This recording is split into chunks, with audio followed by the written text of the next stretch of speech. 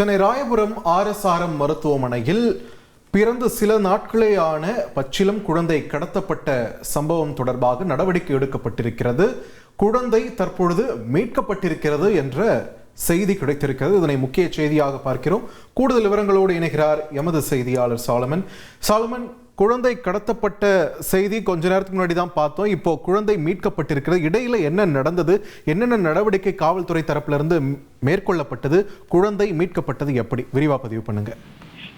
பிறந்து 9 நாட்களான குழந்தை இன்று மதியம் தான் பெற்றெடுத்த தாய் அதனை அழைத்து வீட்டிற்கு அழைத்து செல்வதற்காக டிஸ்சார்ஜ் ஆகி அவர்கள் செல்லும் போது அப்போது ஒரு பெண் பழக்கம் ஏற்பட்டு அவர் தான் ஆட்டோல அந்த குழந்தையை கடத்தி சென்றிருக்கிறார்.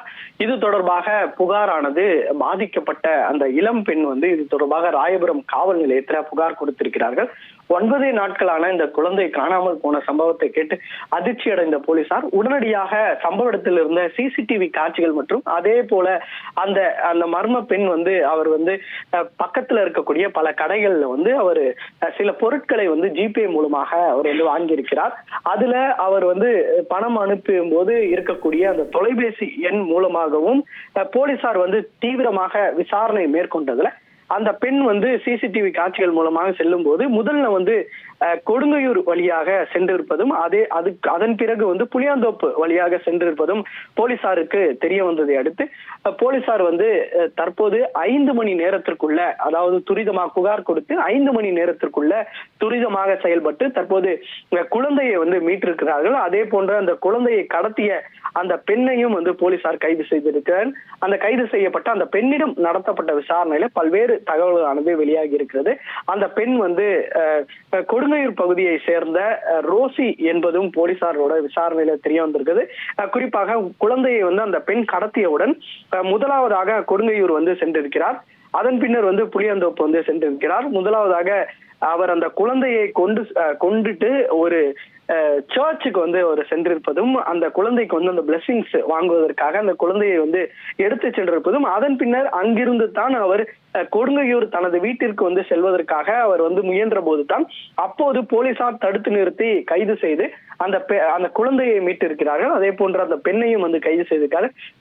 குறிப்பாக போலீசாரோட முதற்கட்ட விசாரணையில குழந்தை இல்லாததால இந்த கடத்தல் சம்பவத்துல ஈடுபட்டதாக போலீசார் தரப்புல தெரிவித்தாலும் முழுமையான காரணம் குறித்து போலீசார் தீவிர விசாரணையை நிகழ்த்தி வருகின்றனர்.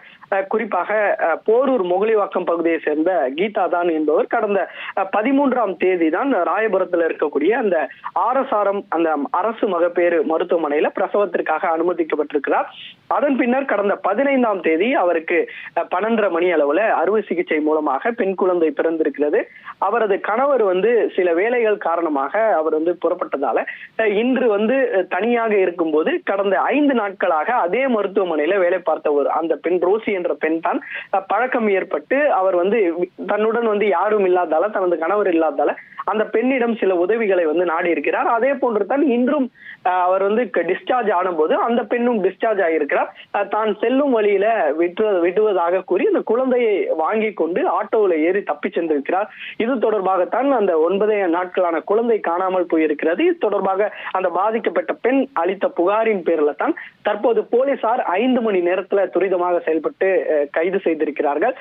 அந்த பிரசவம் அடைந்த அந்த பெண்ணும் போலீசாருக்கு வாழ்த்துக்களை தெரிவித்து வருகிறார்கள். அந்த பெண்ணை அழைத்து தற்போது ராயபுரம் காவல் நிலையத்தில் வைத்து தீவிர விசாரணையை போலீசார் நிகழ்த்தி வருகின்றனர். நன்றி சாலமன், உங்கள் விரிவான தகவல்களுக்கு.